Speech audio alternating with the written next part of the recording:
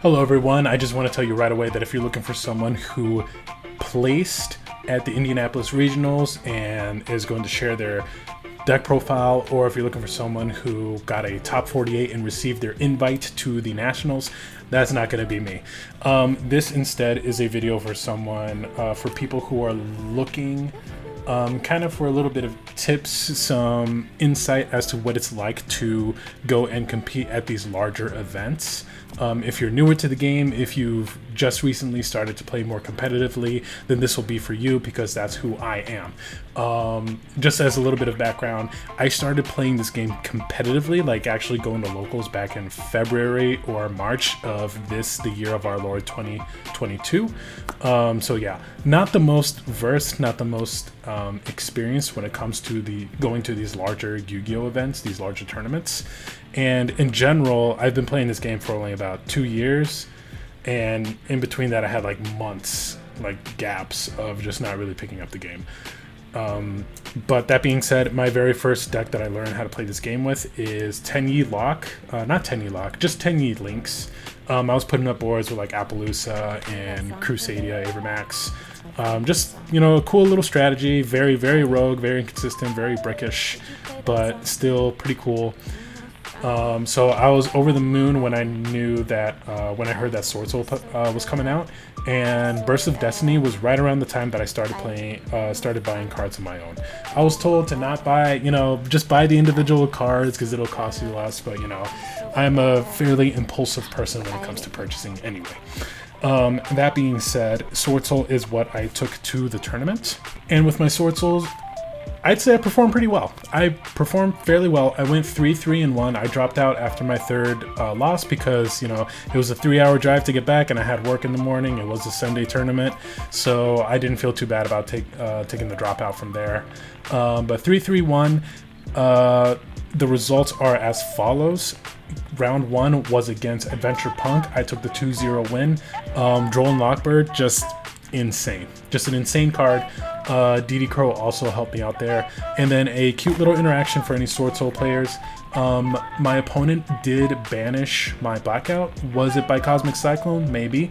But he banished the Blackout, and I was able to get the Swordsoul token. I also had set Heavenly Dragon Circle, so when he went into battle phase with Halqifibrax, and I had slowed down his play from there, he declared attack with the Halqifibrax over my token just to get rid of it, because I did have a Chi-Shao that he couldn't go over.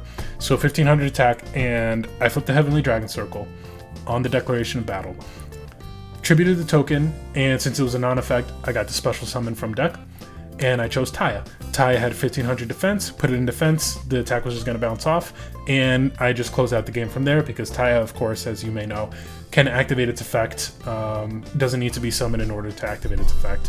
So really good play there, good little heads up play that I was pretty proud of. Got the 2-0 win off of that. My next round, round 2 opponent was Flanderies. I opened 2 Chalice, Called by the Grave, Droll and Lockbird, and Moi. I wasn't going anywhere. I took the L pretty quick. on that one.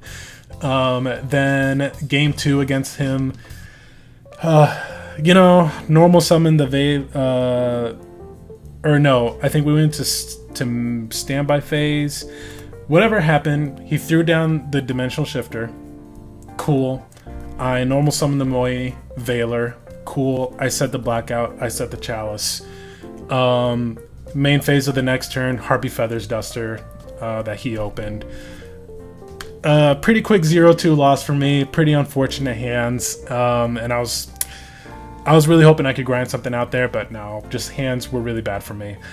Game 3, it was a draw versus Branded Despia, which I wish I could have gotten the win, and perhaps I could have if I played game 3 a little slower, but we were going on like 1 minute left in the round. So, you know, I emergence, try to get the Long Yuan, and unfortunately he did have Ash Blossom, so I did not get to see the Long Yuan. I could not burn for game. Pretty unfortunate, but the game 1 was really cool. I'll talk about later why game 1 was fantastic play. Not to toot my own horn, but there was a card that was able to buy me so much time, and I think I played it pretty well. Round 4 was against Sharks. Ash killed Sharks. I think I got the 2-0 win. And then round 5 was my second loss. This loss actually was, I don't feel that bad about. It was against Branded Despia. I had Ash for his Branded Fusion. He's a better player. He had Crossout Designator. Then I think I prematurely used Chalice. No, I for sure prematurely used Chalice on the Mirror Jade. He just was able to banish it, got to banish ad libitum and bring out the Mirror Jade back out. I could have made a play for what I did against Branded Despia, but I played it incorrectly. When I realized that I played it incorrectly, I scooped. He kind of looked at me and just like, yeah, why didn't you scoop sooner? Relax, bud. Relax. I have ideas, but if I'm going to execute them poorly, that's a different story. Whatever. But either way, shout out to DeBlessin Wilson. He was actually he's actually a marvelous player. He did win the St. Louis Regional with, I believe it was Predaplant Despia? Branded Predaplant? I believe that's what he won St. Louis with. He was just a good player. He got to see Crossout Designator again game 2, as well as a Veiler on my Moi. That made me pass turn, but I did get to set the Chalice or whatever it was. It just didn't matter. I set down the Anti-Spell Fragrance, and I flipped Anti-Spell Fragrance on draw phase. He had the Crossout Designator. He sighted in the Anti-Spell Fragrance. He called it, and I think time stopped for me right there. I was just like, this man didn't actually. No way. So he got the fairly quick 0-2 win there. He's a good player. He had a really good read that people are just running around with Anti-Spell Fragrances all over the place, which was true. There were a lot of people running around with it. And yeah, link up to his deck profile for when he won St. Louis Regionals. Go ahead, show him some love. He's a great player. Round 6, I went against Salomon Great. I took the game. I took the round 3-1. And then my last round, a loss to Salomon Great. 2-1. It went to time. This is the one where I messed up, and this is where I can start talking about tips for players who want to go to these larger events. Take snacks. Take some form of energy. Stay hydrated. Take your... prioritize your bathroom breaks. You're gonna need it. There's just a lot that could be said, but fortunately enough, I went there with my friend Leo. I didn't take any snacks, but he brought snacks. He was looking out for me. He brought me a Red Bull. Don't drink Red Bull every day. Don't drink Red Bull every day. You will die of a heart attack if you're doing that every day for years. Please don't do that. But I took the Red Bull. What I did not do was take the second Red Bull. But because I took the Red Bull, the crash is real. I crashed pretty hard. By the time it hit my round 7 opponent against Salomon Great, I wasn't thinking very clearly. We were playing to time, and I had game on board. He had a Lingaribo out there with 300 attack. If I purely attacked my Shaman over the Lingaribo, he is left with 100 life points above me, and time runs out. What I should have done, what I did was flip the Chalice onto the Baguska so I could normal summon the Taya. Already, this was bad because I knew he had Token Collector in his hand. I knew that was there. I also knew that he just had hand traps. He was running hand traps. That's the Salomon Great strategy that weekend, was just playing hand traps. So what I should have done was just take the normal summons, flip it to defense position because of Baguska, go into Shaman, and then go into battle phase. Pay attention to the clock. I was not paying attention to the clock. I was trying to grind it out, but I had no idea where we were because I wasn't paying attention. I was fatigued. I wasn't thinking very straight. So should have gone into battle phase, declare attack Shaman over the Lingaribo. On damage calculation, flip the Chalice, target my Shaman, get the plus 300 LP advantage that I would have gained, and then ride out the rest of the game. Because I think it was like 30 seconds left, and I win the game. and I would have moved on. But I wasn't paying attention, and that's just something that you have to learn. And you have to prepare for when it comes to these larger events where you're going 9 rounds. This was a 9-round tournament. It's going to happen. You have to pay attention. I think going forward, I'm just going to take coffee with me. You know, drink like, I don't know, take like a 16 ounce of coffee. Drink like the first 8 ounces throughout like the first half of the tournament, and then the second half of the tournament, go with 8 ounces, the rest of the 8 ounces. Do water in between. Are you going to pee a lot? Yeah, sure. But you're going to need to stay focused. Fortunately, Indianapolis did have a lunch break, and hopefully that has been happening across regionals across the country. But I was very pleased to know that there was a lunch break. It was 30 minutes, but still, it was enough. And there was like a steak and shake nearby, so you can actually go buy something. So that was pretty cool. I really enjoyed that aspect of it. So in summary, take food for energy, take coffee. The Red Bull will just make you crash really hard unless you're not prone to crashes, but take plenty of take coffee if you need that kind of energy. Take water for sure. Stay hydrated. Get plenty of sleep the night before, because both Leo and I only slept like 4 hours before getting up in the morning to go down to Indianapolis, so that was pretty rough. Plenty of sleep, hydration, snacks. Keep yourself energized throughout the day. Definitely in between rounds, walk around, stretch your legs out, stretch, keep your mind focused. Because yeah, when it gets to those round 6s, round 7s, you will slip up on some things if you're not paying attention. But again, if you're a newer player, that's what this video is for. I am sharing my experience with you so that hopefully you feel a little bit more uplifted, enlightened to go and perform on your own. All my opponents were great. I felt pretty happy about my performance, and I'm gonna dive into the different things that I did with my deck in order to gain the advantage. Here we are going into the deck profile. We are going to be playing 3 Moye, 2 Taya, 3 Longyuan, and 3 Incredible Ecclesia. So this is pretty much the gold standard when it comes to Swordsoul. Like, yeah, these are the ratios you want to see. A lot of Swordsoul players like to only play 2 Ecclesia, and some even go only 1 Taya, which is fine. But, you know, it does suck, because if you draw Ecclesia and Moye, it feels pretty rough. But, I mean, you have 2 really cards that you just opened on, and you're not going to go first every game 1.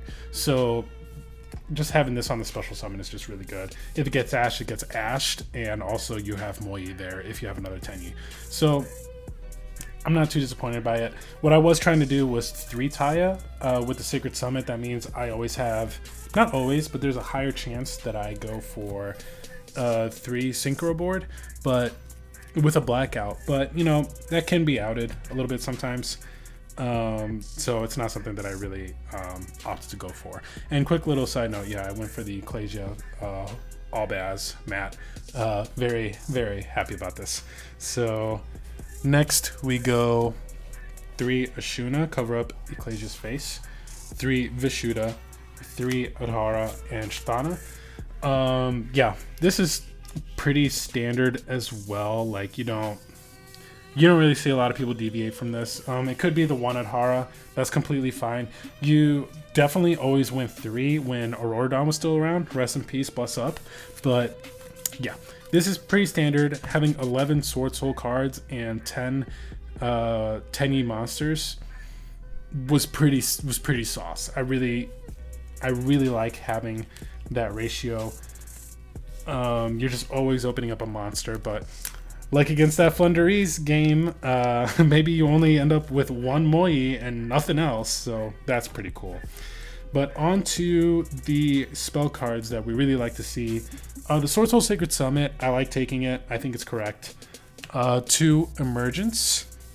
My apologies, 3 Emergence. And 2 Pot of Desires. That's the 2, not anything else. None of that 2 Emergence stuff. Emergence is just the best card. The best spell when you're trying to get a play going. Emergence, search Taya to normal summon Taya and then banish Emergence and go for Yazi going second. That's just really good. It's just really good, especially if you pair that with a Dark Ruler No More, which I'm not running, but you know, I'm just riff. Can I riff? Can I riff? Thank you. But also, this is just really good Ash bait. Unfortunately, the game 3 versus Branded Despia, Ash bait can only take you so far as, getting killed. Or not taking the win. Sorry, getting killed. Not taking the win. 2 Pot of Desires, so good. So good at the end of combo. Anything differently I could have done here? I'm not sure. Triple Tactics Talent, I think when it comes to a card that I missed, I think Triple Tactics Talent is that card. I think that's the card that I truly did miss. But even then, I could have gone through without really worrying too much. But the Triple Tactics Talent, like, I got Veilered probably 5 times, and I got Ashed maybe 5 more times as well. So, speaking of big-ass foreheads, we ran 3 Ash, 3 Droll and Lockbird, which is the correct call in main. The first Salmon Great player was just like, Droll in main. Yeah, read the room, man. There are like Adventure Punks all over the place. Adventure deck, Punk was all over the place. Yeah, dude. Yeah, I'm gonna go Droll. Flunderies too. I did get to slow down the Flunder player, but my Droll and Lock didn't matter against him game 2 because Dimension Shifter was out there and Droll and Lockbird says, send this to the graveyard. So, it just happens. We do run the 1 Call by the Grave because I'll take a sack win, whatever. And then for more opponent interruption, which is why I included this card here in this section, not opponent interruption, more interaction, Heavenly Dragon Circle, 3 Forbidden Chalice, and the 1 Blackout. So this was just my favorite thing about this deck was just how much I was able to help myself. I have 6 different ways to interact with Token Collector. Heavenly Dragon Circle just removes the Token Collector and gets me, Adhara if I need it. Because Adhara and Long Yuan will get the Yazi to pop the token. The Token Collector, I mean. Otherwise, the Heavenly Dragon Circle also helps Moyi dodge an Imperm or a Veiler. And it also has grind game implications, being that you can banish it if you control a non-effect monster and grab a Tenyi. And we all know how great Tenyi are for breaking boards, or just plays in general. But I also had that play where I got the token off of Blackout being banished, and he tried to attack over the token. And so I chained the Heavenly Dragon Circle to special summon out the Taya instead. And, he can't. He was like, well, if I attack over the Taya with the 1500 attack, how can 5 racks? Nothing's going to happen. Forbidden Chalice, also, when Token Collector is special summoned, it activates to destroy all tokens on the field. And since that is mandatory, he gets to chain that first. So I just chain Forbidden Chalice on top of that. Or he gets to activate it first, and I chain Chalice on top of it. Chalice in general is just a really, really good card, and it works so well in this deck. As I mentioned earlier, I could have taken the win off of just a good Chalice play, but I was not paying attention, and I've been touting Chalice's superiority for months now, and I'm so deeply, you don't even know, I'm so deeply in pain, disappointed in myself for not seeing that play, for not paying attention to the clock. Pay attention to the clock, because this is just so good what this is able to do. 400 attack, you may think that doesn't make that much of a difference, but game 3 in time, it makes a load of difference. It means me maybe if I play well rounds 8 and 9, maybe an invitation to nationals in Chicago, going back to Chicago with my head held high. But instead, I didn't pay attention to the clock. I played it poorly. I just tried to play into a situation that was not good for me, and I probably would have lost. But Chalice, so good. Another instance I would like to point out is at Locals, I went against a Dogmatica Shadal branded deck. And so, set up his traps. I had Red Reboot. I hard drew Red Reboot, of course. My turn, I play the Red Reboot. He gets to set the Dogmatica Punishment from the deck. And I thought, okay, yeah, sure. I put up the Chisha, I put up the Barone floor. I used Barone to destroy something. He changed something on top, and then I used Barone's negate for that. And then we move on to turn 3, my opponent's turn. I had the Chi-Xiao, I have the Barone, I had set down the Forbidden Chalice. What happened was that he flipped Dogmatic of Punishment, targeted my Chi-Xiao. I thought, cool, yeah. Chi-Xiao is the only one with a effect negate that is live right now. So I took a gamble. This was game 2. I was up 1-0. I took a gamble and I said to myself, you don't have an extra deck monster with 3,000 attack or more. I just feel it. I just know you don't. So I flipped Chalice, since he targeted my Chi-Xiao, flipped Chalice, targeted my Chi-Xiao to negate it, because I mean, if I let it go through, it gets destroyed, so I'm just negate it and give it 400. On resolution of Dogmatic of Punishment, he has to check the extra deck based on its current attack. Dogmatic of Punishment doesn't say, that with attack higher, equal to or higher than the original attack or the current attack. It just says its attack. So it's gonna check the attack that it currently has. My opponent has to search a 3,200 or higher extra deck monster.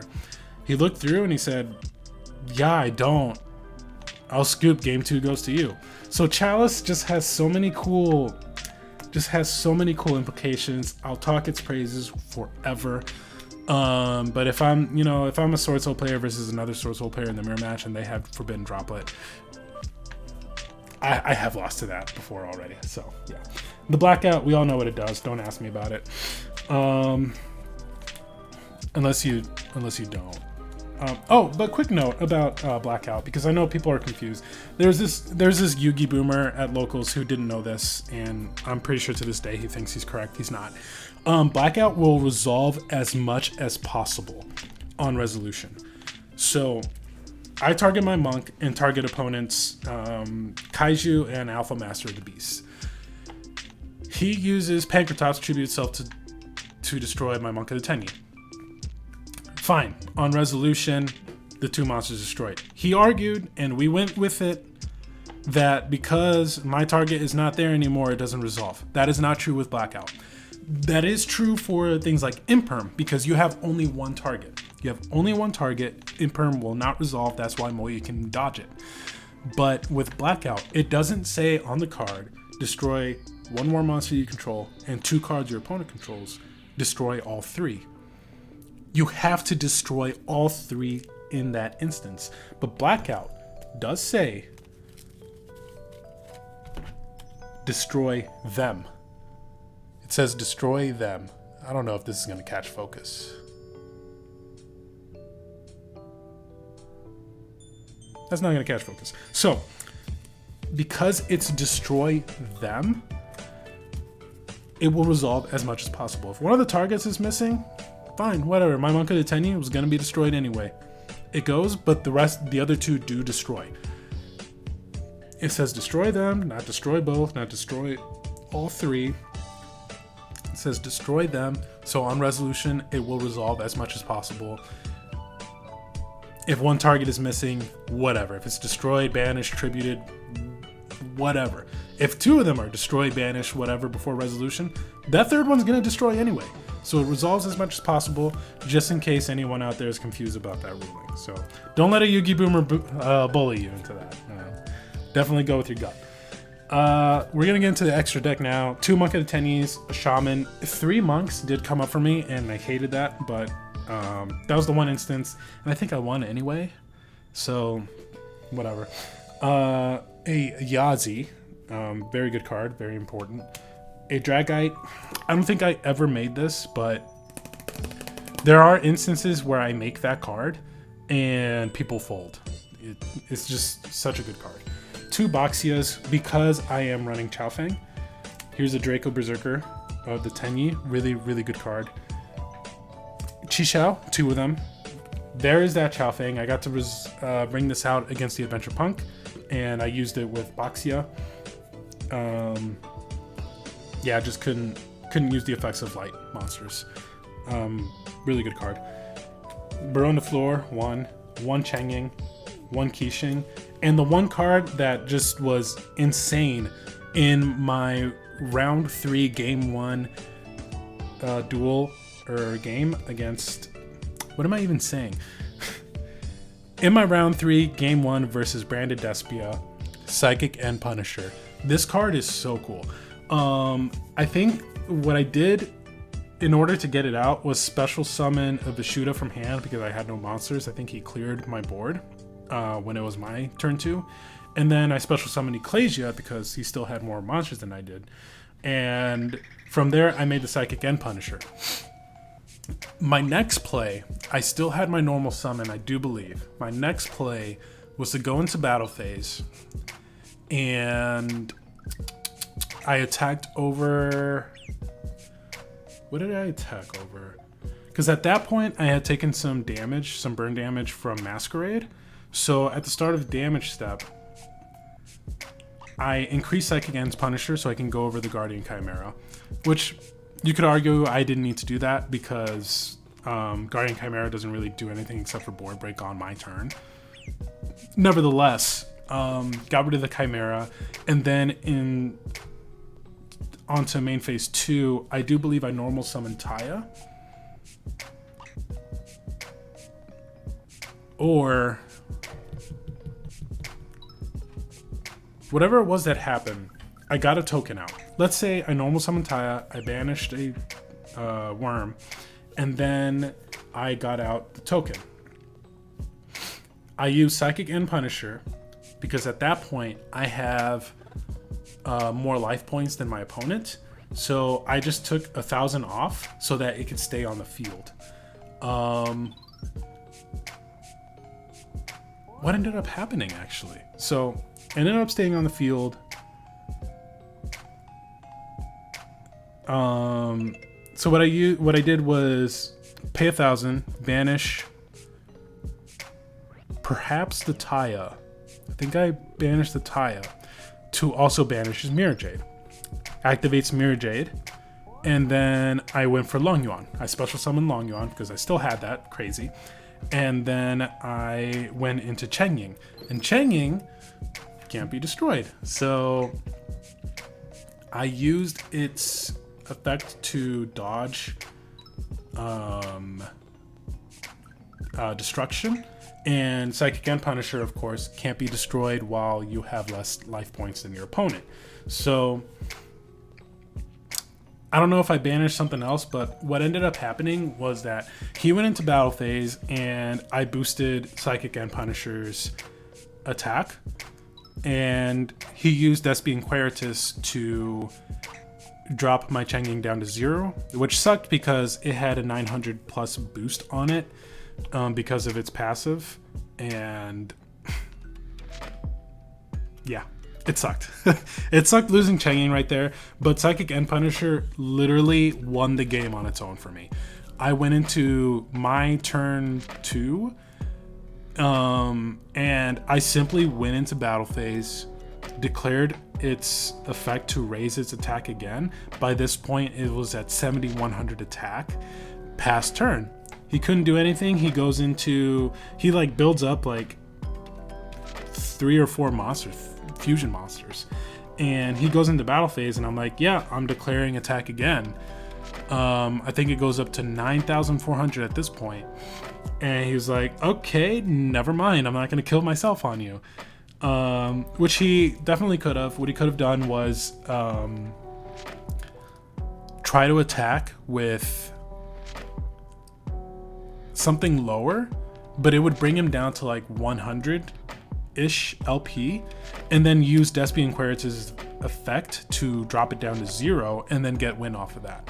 I don't think he saw that coming. I think he didn't do the math very well, but what ended up happening was that I went into turn 2 or into my turn 3, and he had Masquerade out there again, so I paid 600 twice maybe,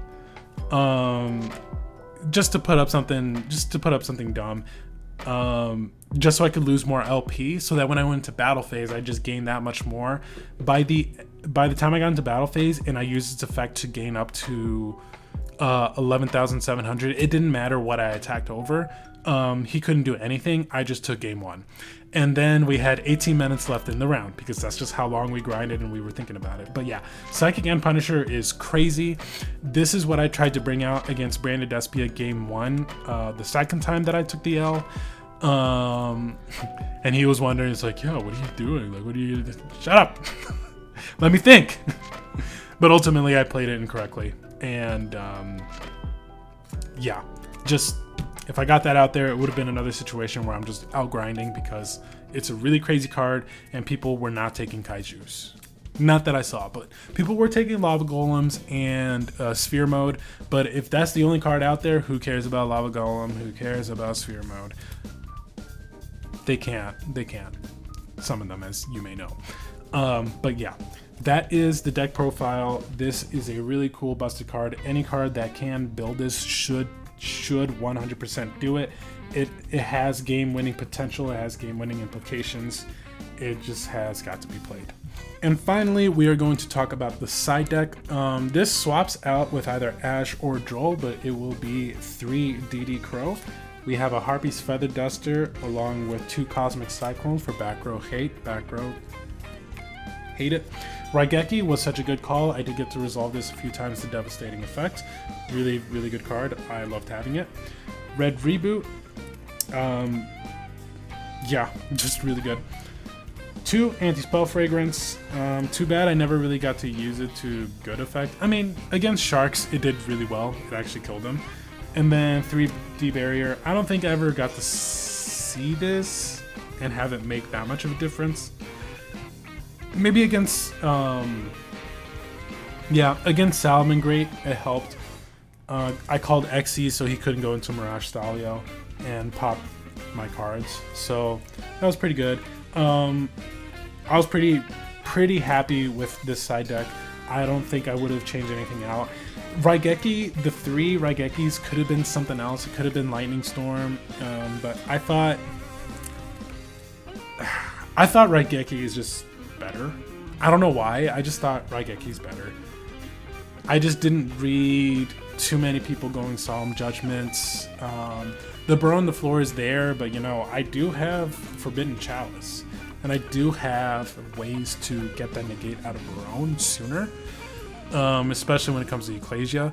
So yeah, I don't know. I did not miss Dark Ruler no more, especially with how mid-range this deck is. Like I don't want to go into grind scenario with a lot of these decks, especially decks like Branded Despia. Just yeah, Raigeki was really cool, great card.